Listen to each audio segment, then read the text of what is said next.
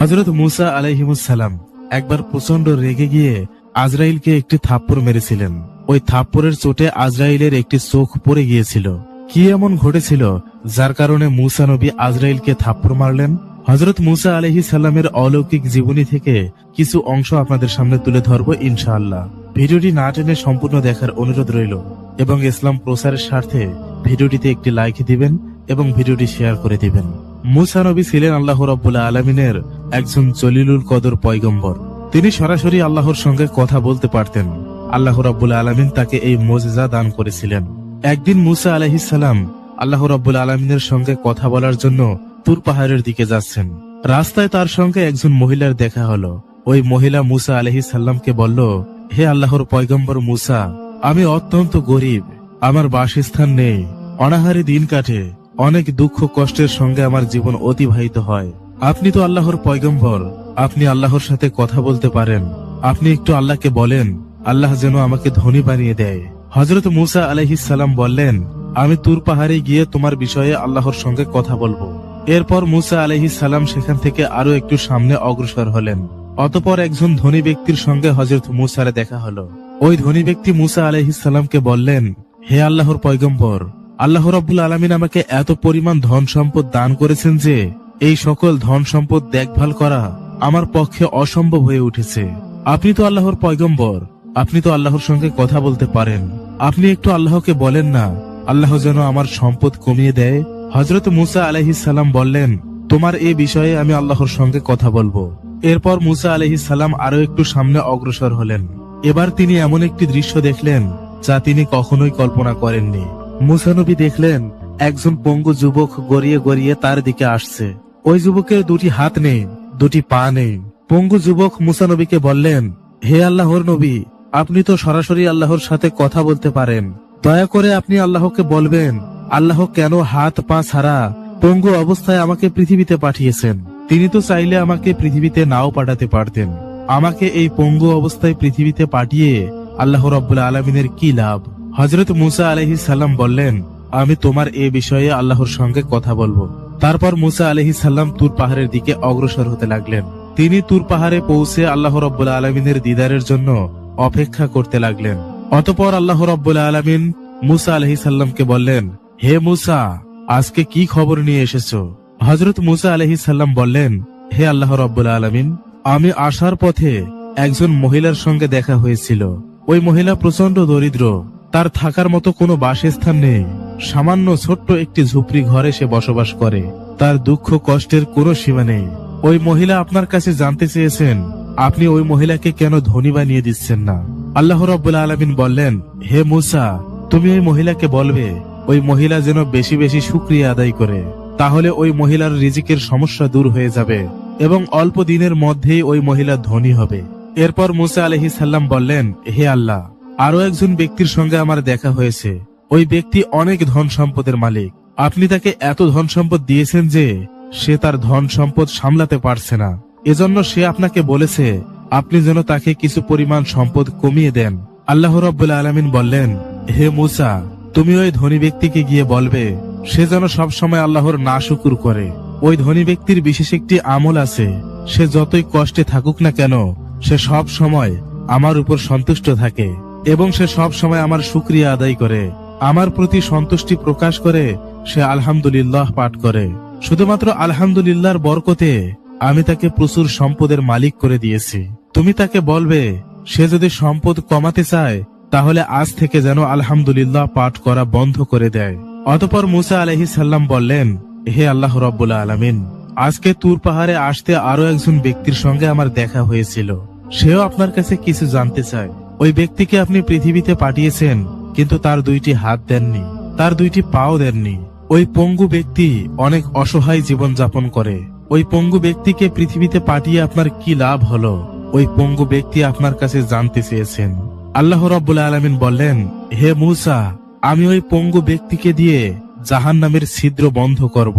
আল্লাহ রাব্বুল আলামিনের কথা শুনে মূসা আলাইহিস সালাম কিছুটা অবাক হয়ে গেলেন এবং আল্লাহ রাব্বুল আলামিনকে বললেন, হে আল্লাহ, যে ব্যক্তিকে আপনি দুনিয়াতে হাত দেননি, পাও দেননি, পঙ্গু করে পাঠিয়েছেন, আবার মৃত্যুর পর তাকে দিয়ে জাহান্নামের ছিদ্র বন্ধ করবেন, তার জন্য কেন এত নিষ্ঠুরতা? আল্লাহ রাব্বুল আলামিন বললেন, হে মূসা, তাকে আমি সৃষ্টি করেছি শুধু এই জন্যই, তাকে দিয়ে আমি জাহান্নামের ছিদ্র বন্ধ করব। অতঃপর মূসা আলাইহিস সালাম আল্লাহ রাব্বুল আলামিনের সঙ্গে কথোপকথন শেষ করে তুর পাহাড় থেকে নেমে বাড়ির দিকে যেতে লাগলেন। প্রথমেই মূসা আলাইহিস সালামের সঙ্গে ওই পঙ্গু ব্যক্তির দেখা হলো। পঙ্গু ব্যক্তি অনেক কৌতূহলী হয়ে মূসা আলাইহিস সালামকে বললেন, হে আল্লাহর পয়গম্বর, আল্লাহ রাব্বুল আলামিন আমার ব্যাপারে কি বলেছেন? হযরত মূসা আলাইহিস সালাম বললেন, আল্লাহ তোমার ব্যাপারে যা বলেছেন তা শুনলে তুমি হয়তো সহ্য করতে পারবে না। পঙ্গু ব্যক্তি বললেন, হে আল্লাহর পয়গম্বর, আপনি বলুন না আল্লাহ আমার ব্যাপারে কি বলেছেন এবং আমাকে কেন পঙ্গু অবস্থায় পৃথিবীতে পাঠিয়েছেন। হযরত মূসা আলাইহিস সালাম বললেন, আল্লাহ তোমাকে পঙ্গু হিসেবে পৃথিবীতে এই জন্য পাঠিয়েছে, তোমাকে দিয়ে আল্লাহ রাব্বুল আলামিন জাহান্নামের ছিদ্র বন্ধ করবেন। সঙ্গে সঙ্গে ওই পঙ্গু ব্যক্তি বলে উঠল, আলহামদুলিল্লাহ। হযরত মূসা আলাইহিস সালাম এবার কিছুটা রেগে গেলেন এবং রেগে গিয়ে ওই পঙ্গু ব্যক্তিকে বললেন, আল্লাহ তোমাকে দিয়ে জান্নাতের ছিদ্র বন্ধ করবেন না, আল্লাহ তোমাকে দিয়ে জাহান্নামের ছিদ্র বন্ধ করবেন। ওই পঙ্গু ব্যক্তি আবারও বললেন, আলহামদুলিল্লাহ। হযরত মূসা আলাইহিস সালাম এবার অবাক হয়ে বললেন, তুমি কি পাগল নাকি? আল্লাহ তোমাকে হাত পা ছাড়াই পঙ্গু হিসেবে পৃথিবীতে পাঠিয়েছে, মৃত্যুর পর আবার তোমাকে দিয়ে জাহান্নামের ছিদ্র বন্ধ করবেন, তারপরও তুমি আল্লাহর শুকরিয়া আদায় করছো? ওই পঙ্গু ব্যক্তি বললেন, হে আল্লাহর পয়গম্বর, আমি এতদিন জানতাম আল্লাহ আমাকে অনর্থক সৃষ্টি করেছেন, আমি কোনো কাজেরই না, নিজের প্রতি আমার নিজের ঘৃণা হতো, কিন্তু আজ আমি জানতে পারলাম আল্লাহ রাব্বুল আলামিন আমাকে দিয়ে অন্তত জাহান্নামের ছিদ্র বন্ধ করবেন। আল্লাহ রাব্বুল আলামিন তার এই বিশেষ কাজের জন্য আমাকে সৃষ্টি করেছেন, এজন্য আমি আল্লাহ রাব্বুল আলামিনের দরবারে শুকরিয়া আদায় করলাম। হযরত মূসা আলাইহিস সালাম রেগে গিয়ে বললেন, তুমি তো আস্ত একটা পাগল, তোমাকে দিয়ে আল্লাহ জাহান্নামের ছিদ্র বন্ধ করবেন, আর এই কথা শুনে তুমি আল্লাহর শুকরিয়া আদায় করলে? তোমার মতো পাগলের সাথে কথা বলার কোনো সময় আমার নেই। এই বলে মূসা আলাইহিস সালাম সামনের দিকে অগ্রসর হতে লাগলেন। হযরত মূসা আলাইহিস সালাম যখন কিছু দূর সামনে অগ্রসর হলেন, আল্লাহ রাব্বুল আলামিন ডাক দিয়ে বললেন, হে মূসা, তুমি পিছনে তাকিয়ে দেখো। মূসা নবী যখন পিছনে তাকালেন, তিনি এক অবাক এবং অলৌকিক দৃশ্য দেখলেন। তিনি দেখলেন ওই পঙ্গু ব্যক্তি একজন সুদর্শন যুবকে পরিণত হয়েছে।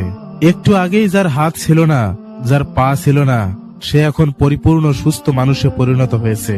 আল্লাহ রাব্বুল আলামিন আবার মূসা আলাইহিস সালামকে বললেন, হে মূসা, তুমি ভালো করে তাকিয়ে দেখো, এখন আমি তাকে হাত দান করেছি, পা দান করেছি, তাকে পরিপূর্ণ সুস্থ যুবকে পরিণত করেছি। এর একটি কারণ, সে আমার শুকরিয়া আদায় করেছে।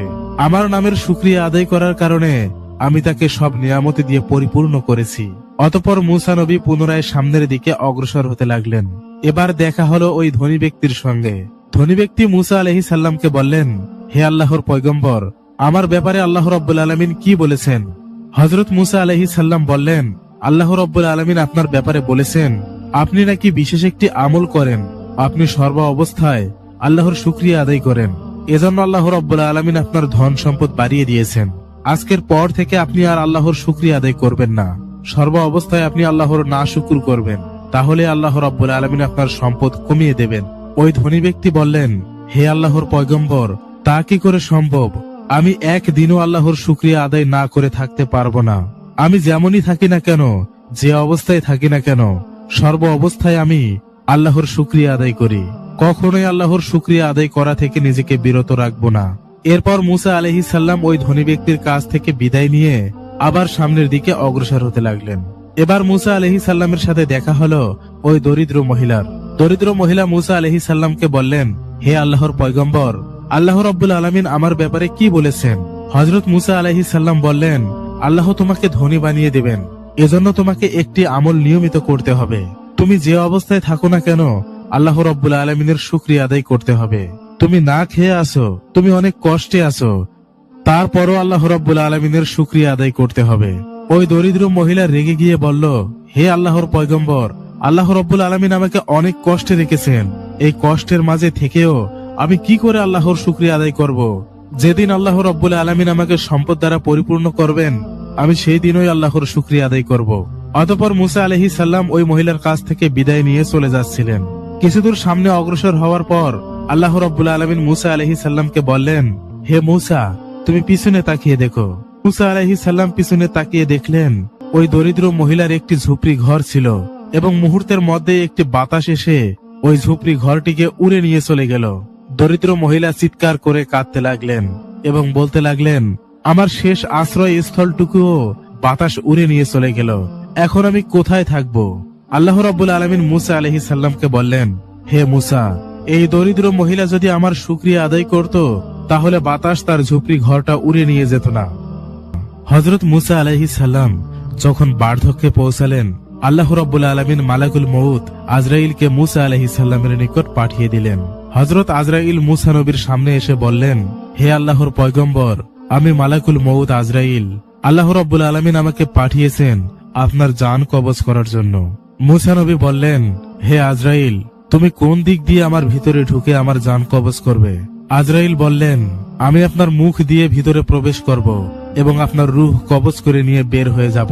হযরত মুসা আলাইহিস সালাম বললেন, এই মুখ দিয়ে আমি সরাসরি আল্লাহর সঙ্গে কথা বলেছি, আমি কিছুতেই আমার এই মুখ দিয়ে তোমাকে ভেতরে প্রবেশ করতে দেব না। আজরাইল আলাইহিস সালাম বললেন, তাহলে আমি আপনার নাক দিয়ে ভেতরে প্রবেশ করব এবং আপনার রূহ কবজ করে নিয়ে চলে যাব। হযরত মুসা আলাইহিস সালাম বললেন, আমি যখন তুর পাহাড়ে আল্লাহর সঙ্গে কথা বলতাম, ওই সময় আল্লাহর জান্নাতের খুশবু এবং সুঘ্রাণ আমি এই নাক দিয়ে উপভোগ করেছি, আমি কিছুতেই আমার এই নাক দিয়ে তোমাকে ভিতরে প্রবেশ করতে দেব না। হযরত আজরাইল আলাইহিস সালাম বললেন, তাহলে আমি আপনার চোখ দিয়ে ভিতরে প্রবেশ করব এবং আপনার রূহ কবজ করে নিয়ে চলে যাব। হযরত মুসা আলাইহিস সালাম বললেন, আমি এই চোখ দিয়ে আল্লাহর নূরের তাজাল্লি দেখেছি, যেই চোখ দিয়ে আমি আল্লাহর নূরের তাজাল্লি দেখেছি, আমি কিছুতেই সেই চোখ দিয়ে তোমাকে ভিতরে প্রবেশ করতে দেব না। মুসা আলাইহিস সালামের এমন আপত্তিকর কথা শুনে আজরাইল কিছুটা বিভ্রান্ত হলেন। আজরাইল সামান্য রেগে গিয়ে বললেন, হে আল্লাহর পয়গম্বর মুসা, আল্লাহ আমাকে অনুমতি দিয়েছেন আপনার জান কবজ করার জন্য। আমার যেভাবে ইচ্ছা আমি সেভাবে জান কবজ করব। আমার যে দিক দিয়ে ঢুকতে ইচ্ছা হবে আমি সেদিক দিয়ে ঢুকে আপনার জান কবজ করে নিয়ে চলে যাব। আজরাইলের এমন কথা শুনে মুসা আলাইহিস সালাম প্রচন্ড রেগে গেলেন এবং রেগে গিয়ে আজরাইলকে অনেক জোরে একটি থাপ্পড় মারলেন। মুসা আলাইহিস সালাম আজরাইলকে এত জোরে থাপ্পড় মেরেছিলেন যে সঙ্গে সঙ্গে আজরাইলের একটি চোখ মাটিতে খুলে পড়ল।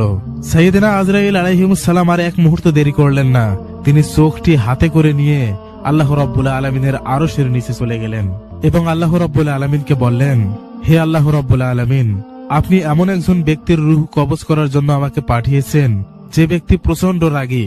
আমি তার মুখ দিয়ে ভিতরে প্রবেশ করতে চাইলাম, সে বলল, যে মুখ দিয়ে আপনার সঙ্গে কথা বলেছে সেই মুখ দিয়ে আমাকে সে ভিতরে প্রবেশ করতে দিবে না। অতঃপর আমি নাক দিয়ে প্রবেশ করতে চাইলাম, সে বলল, ওই নাক দিয়ে সে আপনার জান্নাতের সুঘ্রাণ এবং সুবাস গ্রহণ করেছে, ওই নাক দিয়েও সে আমাকে ভিতরে প্রবেশ করতে দিবে না। এরপর আমি তার চোখ দিয়ে ভিতরে প্রবেশ করতে চাইলাম, সে বলল, সে যে চোখ দিয়ে আপনার নূরের তাজাল্লি দেখেছে সেই চোখ দিয়ে আমাকে ভিতরে প্রবেশ করতে দিবে না। এরপর আমি যখন একটু রেগে গিয়ে তার ভেতরে জোর করে প্রবেশ করতে চাইলাম, অমনি সময় সে আমাকে এত জোরে থাপ্পড় মেরেছে যে আমার চোখ খুলে পড়ে গিয়েছে। আল্লাহ রাব্বুল আলামিন আজরাইলকে বললেন, হে আজরাইল, আমি তোমাকে যার জান কবজ করার জন্য পাঠিয়েছি সে দুনিয়ার কোন সাধারণ ব্যক্তি নয়। আমি অতীতে যতগুলো নবী রাসূল পৃথিবীতে পাঠিয়েছি এবং ভবিষ্যতে যতগুলো নবী রাসূল পৃথিবীতে পাঠাবো সবগুলো নবী রাসূলের চেয়ে এই মুসার রাগ অনেক বেশি। তুমি তো প্রথমেই ভুল করেছো, তুমি যখন মুসার কাছে উপস্থিত হয়েছো তুমি তো তাকে সালাম দাওনি। আর তুমি দ্বিতীয় ভুল করেছো, তুমি জোর করে তার ভিতরে প্রবেশ করতে চেয়েছো। অতঃপর আল্লাহ রাব্বুল আলামিন আজরাইলের চোখ পুনরায় ভালো করে দিলেন। এরপর বললেন, হে আজরাইল, তুমি একটু অপেক্ষা করো, আমি দেখি আমার মুসার জান কিভাবে কবজ করা যায়। অতঃপর আল্লাহ রাব্বুল আলামিন ওহির মাধ্যমে মুসা আলাইহিস সালামকে বললেন, আপনি কি পৃথিবীতে আরো বেশি থাকতে চান? তাহলে আপনি একটি গরুর পিঠের উপর হাত রাখুন, আপনার হাতের নিচে যতগুলো পশম থাকবে প্রত্যেকটি পশমের বিনিময়ে আপনাকে 1 বছর করে হায়াত দেব।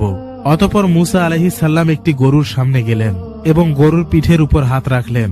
আল্লাহ রাব্বুল আলামিন বললেন, হে মুসা, তোমার হাতের নিচে যতগুলো পশম রয়েছে প্রত্যেকটি পশমের বিনিময়ে আমি তোমাকে 1 বছর করে হায়াত দিলাম। হযরত মুসা আলাইহিস সালাম বললেন, হে আল্লাহ রাব্বুল আলামিন, আপনি আমাকে প্রতিটি পশমের বিনিময়ে 1 বছর করে হায়াত দিলেন, এরপর কি হবে?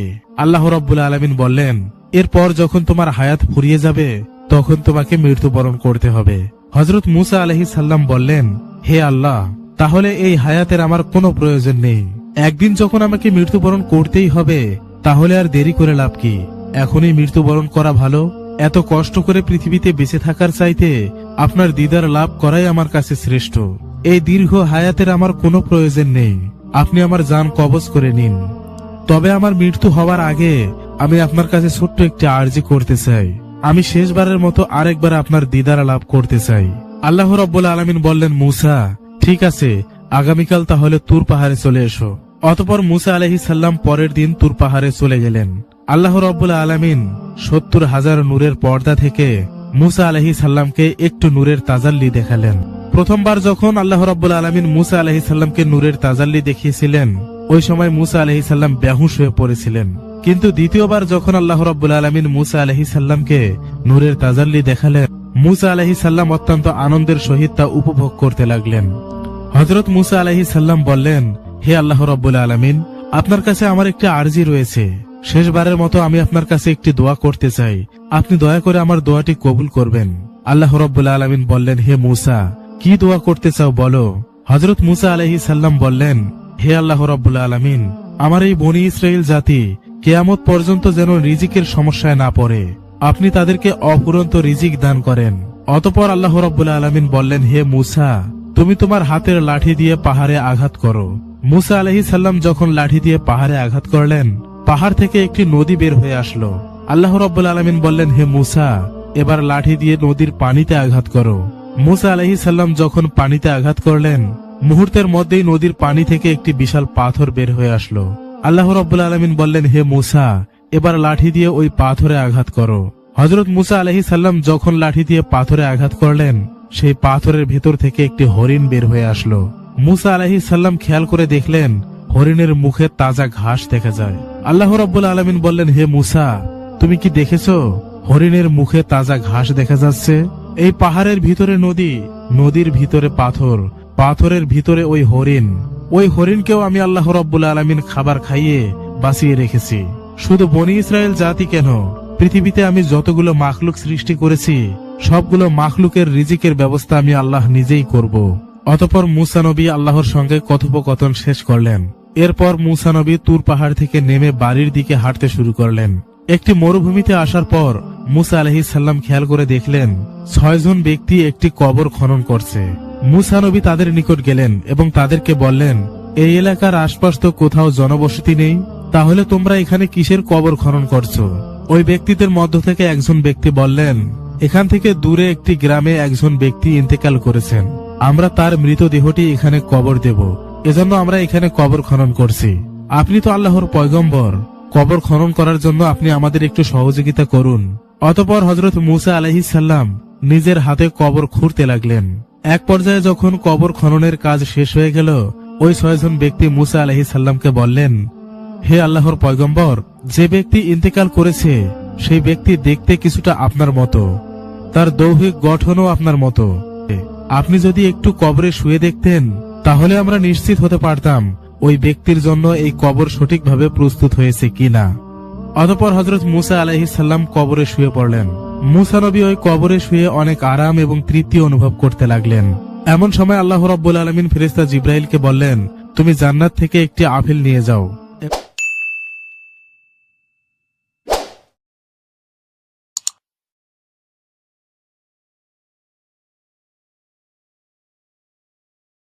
এবং মুসাকে এই আপেলটি খেতে বলো। সেই সাথে আল্লাহ রাব্বুল আলামিন ফেরেশতা আজরাইলকেও বললেন, মুসা যখন আপেলে কামড় দেওয়ার জন্য হা করবে, ঠিক ওই মুহূর্তে তুমি মুসার শরীরের ভিতর প্রবেশ করবে এবং তার জান কবজ করে নিয়ে আসবে। অতঃপর ফেরেশতা জিবরাইল আলাইহিস সালাম মুসা নবীকে একটি আপেল এনে দিলেন এবং বললেন, হে আল্লাহর পয়গম্বর, এতক্ষণ আপনার সঙ্গে যারা কবর খনন করেছিল তারা কেউই মানুষ নয়, তারা সকলে ছিল আল্লাহর ফেরেশতা। আল্লাহ রাব্বুল আলামিন জান্নাত থেকে এই আপেলটি আপনার জন্য পাঠিয়েছেন। এই আপেলটি খাওয়ার পর আপনার মৃত্যু হবে। অতঃপর মুসা নবী আনন্দের সাথে সেই আপেলটি ভক্ষণ করলেন। এই সুযোগে ফেরেশতা আজরাইল আলাইহিস সালাম মুসা আলাইহিস সালামের ভিতরে প্রবেশ করে তার রূহ কবজ করে নিয়ে চলে গেলেন। এতক্ষণ মানুষরূপী যে সকল ফেরেশতা মুসা আলাইহিস সালামের সঙ্গে কবর খনন করেছিল, মুসা আলাইহিস সালামের জান কবজ হওয়ার পর ওই সকল ফেরেশতা মুসা আলাইহিস সালামকে পুনরায় কবর থেকে উপরে উঠালেন এবং ফেরেশতাগণ মুসা আলাইহিস সালামকে গোসল করালেন। জান্নাতি কাপড় দিয়ে মুসা আলাইহিস সালামের দেহকে আবৃত করলেন। অতঃপর হাজার হাজার ফেরেশতার উপস্থিতিতে মুসা আলাইহিস সালামের জানাজা সম্পূর্ণ হলো। এরপর ফেরেশতাগণ মুসা আলাইহিস সালামকে পুনরায় কবরে দাফন করলেন। ফেরেশতাগণ মুসা আলাইহিস সালামকে কবরে দাফন করার পর আল্লাহ রাব্বুল আলামিন অলৌকিকভাবে মুসা আলাইহিস সালামের কবরের চিহ্ন এমন ভাবে মিশিয়ে দিয়েছেন যেন কেউ বুঝতেই না পারে এখানে কোনো ব্যক্তিকে দাফন করা হয়েছে। কেননা ওই সময়ে বনী ইসরায়েল জাতি ছিল কবর পূজারী। তারা যদি জানতো এখানে মুসাকে দাফন করা হয়েছে, তাহলে তারা মুসা আলাইহিস সালামের কবরকে কেন্দ্র করে শিরকের আখড়া গড়ে তুলত।